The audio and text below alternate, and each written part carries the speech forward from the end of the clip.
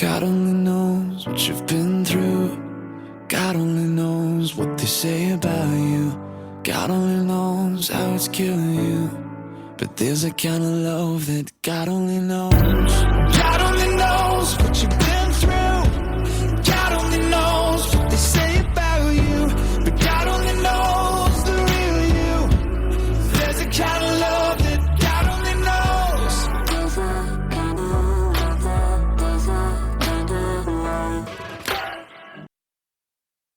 Welcome to Season 3, Episode 48 of Your Journey Is Not Over. My name is Tanya Pearson Randolph. This is my own personal journey. This is my healing journey, and the expressions and opinions are of my own. I own all the rights to my personal journey, to my healing journey, and to Your Journey Is Not Over. Neither of the three are to be used, copied, nor edited in any way without my consent. Again, I'm going to go back to my days of being in lockdown. And as I hear so much about every aspect that I've shared about my journey, Tanya, it's like you're telling my story. You're telling my journey. Again, so many can relate. There's millions around the world that your very own childhood, adulthood traumas, your setbacks, your disappointments, all the betrayals, all that pain, well, it all caught up with you and it locked you down mentally. Our minds, bodies, and souls carried so much, far more than the outside world ever knew, nor could even begin to comprehend. Once on overload, the only retreat for our minds, our bodies, and our souls is to shut down and lock away from the world. It's our safety. It's our way of protecting ourselves. And much like myself, that never had a safe place, a safe spot to land. As in any person, any soldier on the battlefield, we all need rest, a break to even begin to absorb, to comprehend what all we fought through. But as I stress, we survived and we live to tell about it. Well, as I said before, I would tell myself, today's the day I'm leaving my home. Many times I was determined and I would get ready. I would take a bath, do my hair, get my stuff together, get my keys, my wallet, my shoes on even. And then I wouldn't even be able to open my front door. The fear would overwhelm me. It would paralyze me. And so many times I remember I would just sit down and I kept asking myself, what in the world is wrong with me? Why am I so scared? I was the girl that wasn't afraid of anything, and now I couldn't even build up enough courage to step outside my front door. It was such a drastic change, a complete 360 of whom I'd always been. And even though I asked myself these questions 100 times a day, I had no answers.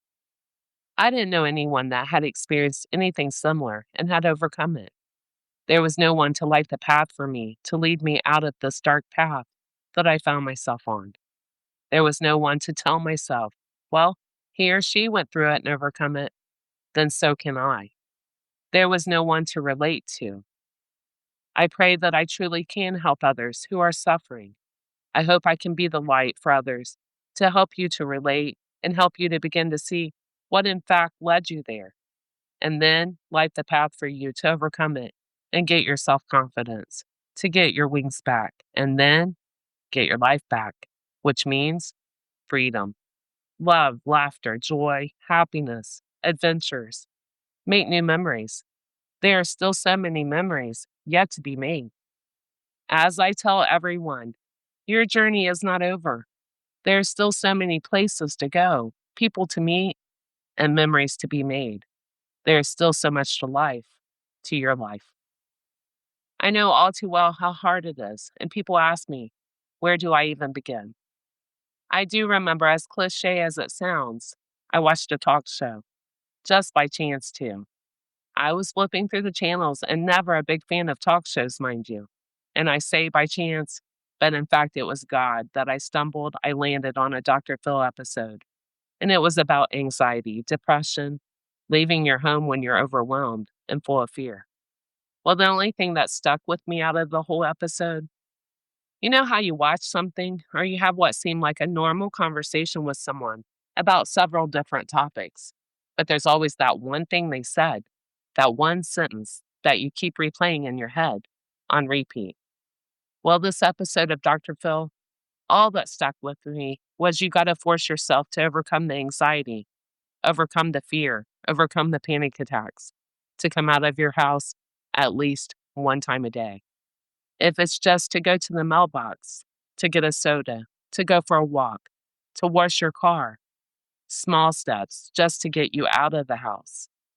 As was said on that episode, small steps, small tasks to begin to leave your home. And of course, it's all mind over matter. And building up and getting the courage to overcome it and step out little by little. Now that stuck with me. And no, I didn't act on it right away. I was in no way ready to what seemed like to me at that time to climb the Empire State Building. But that seed was planted and it would begin to grow little by little. I can remember telling myself, just one time a day, Tanya, you can do this. I didn't begin to do it overnight. Oh no.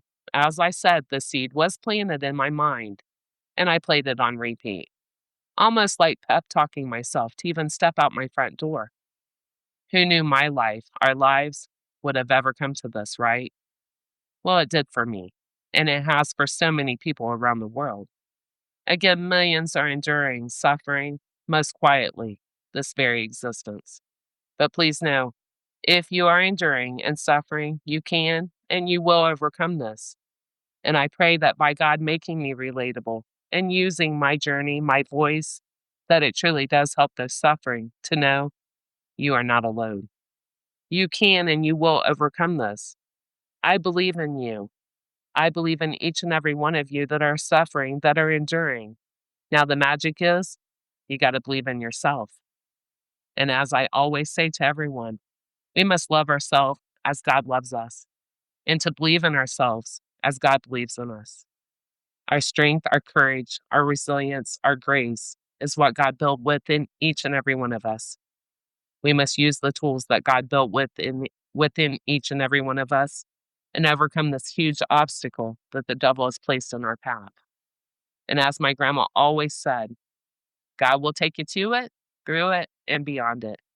We must trust God, not the fear the devil has placed in our minds to keep us stuck, locked down, locked away from the world. With God in your heart and your soul, you can and you will overcome anything. And in order to get your mind, body, and soul to begin to heal itself, we must first challenge it. I do not own the rights to the things I chose to share today. Do you remember 10 years ago? You faced fears that felt impossible, but you made it through. 5 years ago, you thought you couldn't handle certain challenges, yet you did. Even last year, you overcome things that felt too hard. So feel the fear now, it's okay, but never forget how strong you are. You've made it through so much before, and this is just another thing you'll rise above. You always do. Never forget that. In God I praise His word, in God I put my trust. I will not be afraid. What can flesh do to me? That's Psalm 56:4. I came back and I was no longer the person I used to be, but a whole new version who learned a lot from the darkness. But mostly, I learned who I was and who I will never be again. Every time you level up, you lose something, a habit, a friendship, a relationship, a version of yourself. That's not loss. That's proof you're evolving. Faith makes all things possible. Hope makes all things work. And love makes everything beautiful. May you have all three in your life. This concludes my podcast for today. Please join me next Tuesday. Listen in. And always remember, your journey is not over. God bless.